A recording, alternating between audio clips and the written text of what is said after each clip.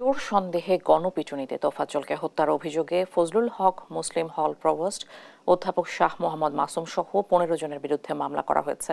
ঢাকার metropolitan magistrate আখতারুজ্জামানের আদালতে তোফাজ্জলের ফুফাতো বোন মোসাম্মদ আসমা আক্তার এই মামলার আবেদন করেন। আদালত 18 আগস্ট ঢাকা বিশ্ববিদ্যালয়ের ফজলুল হক হলে যে নির্মমভাবে তোফাজ্জল হোসেন হত্যাকাণ্ডের শিকার হয়েছিলেন। এখানে সংখ্যা থেকেই যায় যে যেহেতু 6 জন গ্রেপ্তার হয়েছে, ওর যেখানে সবাই মিলে মারছে সেখানে 15 থেকে 20 জন আসামি ছিল, সেখানে 6 জন গ্রেপ্তার করার পরে আর কোনো মানুষ ছাত্রদের গ্রেপ্তার করা হয় না। স্বৈরাচারের পতন হয়েছে বলেই সকল বিপদ কেটে যায়নি, এখনো সামনে বিপদ আছে, আমাদেরকে এই ব্যাপারে সতর্ক। সম্মানিত দর্শক, আপনারা অবগত আছেন কিছুদিন আগে ঢাকা বিশ্ববিদ্যালয়ে তোফাজ্জল নামে একজন ভারসাম্যহীন পাগলকে ভাত খাইয়ে পিটিয়ে হত্যা করেছিলেন ঢাকা বিশ্ববিদ্যালয়ের শিক্ষার্থীরা। ইতিমধ্যে কিন্তু অনেককে গ্রেপ্তার করেছেন এবং অনেকজনই ফেঁসে গিয়েছেন। সম্মানিত দর্শক, এই ভিডিওতে আপনারা দেখতে পাবেন এবার নাম প্রকাশ হয়েছে যে বৈষম্য বিরোধী ছাত্র আন্দোলনের কয়েকজন সমন্বয়ক নাকি এইটার সাথে জড়িত, যেমন হাসনাত এবং সাজিদ আলম এবং যে বর্তমানে বাংলাদেশের প্রধান উপদেষ্টা 2 জন রয়েছে, সেই উপদেষ্টা 2 জনের এর সাথে নাকি জড়িত রয়েছে। সম্মানিত দর্শক, আসলে মূল ঘটনাটা কি হয়েছিল সেখানে এবং কে কে গ্রেপ্তার হয়েছে, কে ফেসে যাচ্ছে, এই বিষয়ে আপনাদেরকে এই ভিডিওতে কিছু আপডেট দেখাবো। তাই ভিডিওটি শুরু থেকে শেষ পর্যন্ত দেখবেন। চ্যানেলে নতুন হয়ে থাকলে সাবস্ক্রাইব করে আমার সাথেই থাকবেন। ভিডিওতে একটি লাইক করে দেখতে থাকুন সম্পূর্ণ ভিডিওটি। স্বৈরাচারের পতন হয়েছে বলেই সকল বিপদ কেটে যায়নি, এখনো সামনে বিপদ আছে, আমাদেরকে এই ব্যাপারে সতর্ক থাকতে হবে। কিন্তু এর পাশাপাশি আমাদেরকে দেশ গড়ে তুলতে হবে, দেশকে ঐক্যবদ্ধ করতে হবে, দেশকে সামনে নিয়ে যেতে হবে, পৃথিবীর বুকে বাংলাদেশকে গড়ে তুলতে হবে একটি সম্ভাবনাময় দেশ, একটি সম্ভাবনাময় জাতি হিসাবে।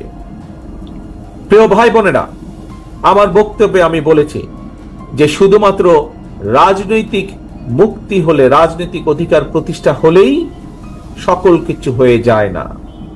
রাজনৈতিক ক্ষমতা অর্জন, রাজনৈতিক অধিকার প্রতিষ্ঠা পাশাপাশি আমাদেরকে বাংলাদেশের মানুষের অর্থনৈতিক মুক্তির সংগ্রামেও জয় যুক্ত হতে হবে।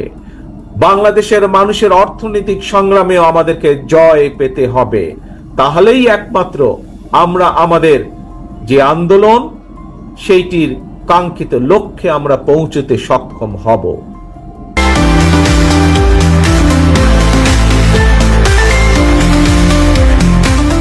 আমি আগেই বলেছি, বাংলাদেশ জাতীয়তাবাদী দল বিএনপির প্রধান যেই লক্ষ্য, একটি হচ্ছে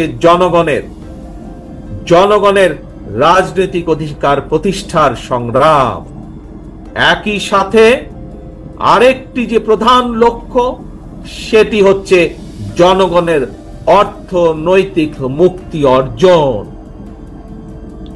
আমরা জনগণকে সমগ্র বাংলাদেশের, আমরা স্বৈরাচারের আমলে দেখেছি তাদের কিছু কিছু লোককে তারা অনেকভাবে অনেক কিছু করেছে।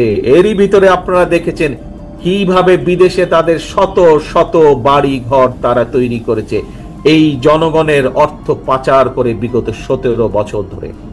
কিন্তু বিএনপি গুটি সংখ্যক লোক না, বিএনপি চায়, বাংলাদেশ জাতীয়তাবাদী দল চায়, এই যে আপনারা আজকে মাঠে যে হাজার হাজার মানুষ যারা এখানে উপস্থিত হয়েছেন, আপনাদের মতন সারা বাংলাদেশে এরকম গ্রামে গঞ্জে ছড়িয়ে থাকা যে কোটি কোটি মানুষ, সাধারণ মানুষ আছে, প্রত্যেকটি মানুষকে অর্থনৈতিকভাবে শক্তিশালী বুনিয়াদের উপরে বিএনপি মানুষকে প্রতিষ্ঠিত করতে চায়। এটি হচ্ছে বাংলাদেশ জাতীয়তাবাদী দলের অন্যতম লক্ষ্য। নেত্রী খালেদা জিয়া একটি কথা বলেছিলেন যে এই দেশের বাইরে দেশনেত্রী খালেদা জিয়ার কোনো ঠিকানা নেই। বাংলাদেশের বাইরে দেশনেত্রী খালেদা জিয়ার কোনো ঠিকানা নেই। দেশনেত্রীর খালেদা জিয়ার সন্তান হিসাবে আজ আপনাদের সামনে একইভাবে আমিও বলতে চাই, বাংলাদেশের বাইরে আমার কোনো ঠিকানা নেই। কাজেই এই দেশই আমার ঠিকানা, এই দেশই আমার প্রথম ঠিকানা, এই দেশই আমার শেষ ঠিকানা। কাজেই এই দেশকে জন্য আমরা, এই দেশের মানুষের ভালো কিছু করার জন্য আমাদের সকল প্রকার আমাদের গত 18 আগস্ট ঢাকা বিশ্ববিদ্যালয়ের ফজলুল হক হলে যে নির্মমভাবে তোফাজ্জল হোসেন হত্যাকাণ্ডের শিকার হয়েছিলেন এবং সেই হত্যাকাণ্ডের পরে ঢাকা বিশ্ববিদ্যালয় প্রশাসন শাহবাগ থানায় একটি জিআর মামলা করেছিলেন। সেখানে অজ্ঞাতনামা হিসেবে আসামি করা হয়েছে, কাউকে স্পেসিফিক করে আসামি করা হয় নাই। তো আমরা শুধু নয়, সারা পৃথিবী এবং সবাই দেখেছে যে এই তোফাজ্জল হত্যাকাণ্ডের সাথে কারা জড়িত। একদম স্পেসিফিক করে করে ভিডিওতে দেখা গেছে কারা আঘাত করে মেরেছে। এত কিছু দেখার পরেও, এত স্পেসিফিক থাকার পরেও ঢাকা বিশ্ববিদ্যালয়ের প্রশাসন তারা অজ্ঞাতনামা হিসাবে আসামি করায়, মামলা করায়। আমরা তাদের এই মামলা নিয়ে সন্দিহান এবং এখানে তোফাজ্জল হত্যার ন্যায় বিচার আমরা পাবো কিনা সেটা সন্দিহান। এই বিদায় আজকে আমরা এই তোফাজ্জলের যে বোন, সে আজকে এই সিআর পিটিশন দায়ের করেছে মহামান্য 23 নম্বর কোর্টে। তো এখানে আমরা মামলার মূল যেটা বলতে চেষ্টা করেছি সেটা হচ্ছে, আমরা চাই এই তোফাজ্জল হত্যার সাথে যারা জড়িত একদম সুনির্দিষ্টভাবে তাদের তথ্য প্রমাণ দিয়ে আমরা কোর্টে মামলা করেছি এবং তাদের যাতে ন্যায় বিচারটা নিশ্চিত হয়, তোফাজ্জল যাতে ন্যায় বিচারটা পায়। কোর্ট আমাদের মামলায় সন্তুষ্ট হয়ে আদেশ প্রদান করেন যে যেহেতু তার আইনগতভাবে সে যেটা করতে পারে, আমাদের সিআরপিসির 205-এর ডি অনুযায়ী সে বলেছে আমি মামলা আমলে নিলাম এবং যেহেতু এর আগে একটা জিআর মামলা হয়েছে, সো আমি জিআর মামলার যে রিপোর্টটাকে আমি কল ফর করলাম, মানে ওটাকে আমি চাইলাম। আর ওই জিআর মামলার রিপোর্ট আসার আগ পর্যন্ত এই সিআর মামলা আজকে যেটা এখানে করেছেন সেটার কার্যক্রমটা স্থগিত থাকবে। জিআর মামলার রিপোর্ট দেখে আমরা পরবর্তী ব্যবস্থা নিব। যদি জিআর মামলায় আপনাদের আসামির সাথে এখানে যারা আসামি আপনারা যারা করেছেন সব কিছু যদি ঠিকঠাক থাকে তাহলে দুটো একসাথে চলতে পারে বা আপনাদেরটাও আবার চলতে পারে। সো সে পুলিশ রিপোর্ট, শাহবাগ থানা পুলিশ রিপোর্টটাকে কল ফর করেছে আজকের এই মামলা করার পরে। আমরা টোটাল 15 জনকে আসামি করেছি।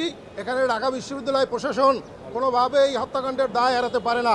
কারণটা হচ্ছে ঢাকা বিশ্ববিদ্যালয়ের আর এখানের যিনি হল প্রভোস্ট যিনি ছিলেন, তিনি ওই হলের নিরাপত্তার দায়িত্বে ছিলেন। 4 ঘন্টা একটা ছেলেকে ঠুকে নির্মমভাবে হত্যা করা হলো। সে 4 ঘন্টায় সেনাবাহিনীকে কল করে ছেলেটাকে উদ্ধার করতে পারতেন, তারা প্রক্রিয়া টিমের সহযোগিতা নিতে পারতেন, কিন্তু সে কোনোটাই করেন নাই। বিদায় আমরা পূর্বশ্রেও এই মামলার আসামি করেছি। এখানে সংখ্যা থেকেই যায় যে যেহেতু 6 জন গ্রেপ্তার হয়েছে, ওর যেখানে সবাই মিলে মারছে সেখানে 15 থেকে 20 জন আসামি ছিল। সেখানে 6 জন গ্রেপ্তার করার পরে আর কোনো মানুষ ছাত্রদের গ্রেপ্তার করা হয় নাই। আপনারা জানেন কিনা জানি না, আমি কিন্তু ক্যান্সার পেশেন্ট, ব্লাড ক্যান্সারের পেশেন্ট। আমি শারীরিক মানসিকভাবে খুবই অসুস্থ, তারপরও আমি আমার ভাইয়ের জন্য এখানে আসছি। আমি চাই যে ওর মতো এরকমের নির্মম মৃত্যু কারো যেন না হয়। কারণ একটা মানুষকে 4টা ঘন্টা সাপের মতো পিটাই মারা, এটা মানুষের কোনো মানুষ করতে পারে না। জানি না যে ওনাদের আসলে কোন মায়ের পেটে জন্ম হয়েছে যে এরকমের হিংস্র হইতে পারে একটা মানুষের সাথে, তাও একটা মানসিক ভারসাম্যহীন মানুষের সাথে। এই জন্যই হলো আমি এখানে আসা। আর আমি চাই যে ন্যায় বিচার হোক এবং কঠিন থেকে কঠিনতম শাস্তি হোক। আর এই শাস্তি দেখে যেন আর কারো তোফাজ্জলের মৃত্যু যেন না হয় ভবিষ্যতে।